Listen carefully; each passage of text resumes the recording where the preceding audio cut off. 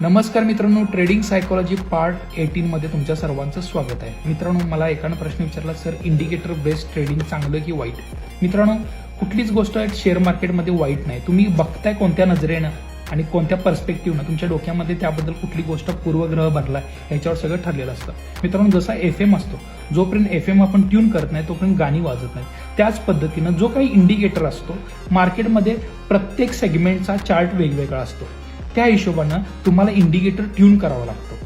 शब्द ऐकून घ्या, तुम्हाला चार्टच्या हिशोबाने इंडिकेटर ट्यून करावा लागतो आणि तसं जर तुम्ही चांगला ट्यून केला तर तुम्ही प्रॉफिटेबल बनू शकताय. कारण का, हे रोबोट आहे, हे सगळं कोडिंगवर चालतंय. मी स्वतः माझे वैयक्तिक इंडिकेटर बनवलेत, कोडिंग करून बनवलेले आहेत. मित्रांनो, हे जोपर्यंत तुम्हाला कोडिंग जमत नाही, त्याचं ट्यूनिंग जमत नाही, तोपर्यंत तुम्हाला रिझल्ट येणार नाही. दुसऱ्याचे इंडिकेटर तुम्ही जरी लावला तरी तुम्ही सायकोलॉजिकल प्रिपेअर नसता. त्यामुळे बरीच लोक इंडिकेटरवर लॉस करतात. कारण का, ज्या माणसानं ते इंडिकेटर बनवलेत त्याची सायकोलॉजी त्यामध्ये त्यानं घातलेली असते आणि त्याची सायकोलॉजी तुम्ही कॅप्चर करू शकत नाही. त्यामुळे माझं वैयक्तिक मत आहे, इंडिकेटर लावा, त्याला ट्यून करा. टाइमपास करण्यापेक्षा इंडिकेटर ट्यूनिंगमध्ये वेळ घालवा.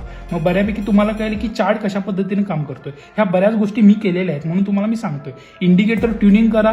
जेवढं जास्त तुम्ही ट्यूनिंग करण्यामध्ये वेळ घालणार तेवढं तुम्हाला कॅन्डल सायकोलॉजी समजणार आहे, तेवढं चार्ट कसा काम करतोय समजणार आहे आणि एकाच चार्टवर वेळ द्या. आणि जी स्ट्रॅटेजी काम करते त्या स्ट्रॅटेजीला मिनिमम 6 महिने द्या. स्ट्रॅटेजी चेंज करत बसू नका, नाहीतर तुमची सायकोलॉजी पण बिघडणार, तुमचा लॉस पण होणार. एका स्ट्रॅटेजीवर काम करा, 100% तुम्ही प्रॉफिटेबल व्हाल. आणि सगळ्यात महत्त्वाचं, mindset always greater than every strategy. Thank you so much.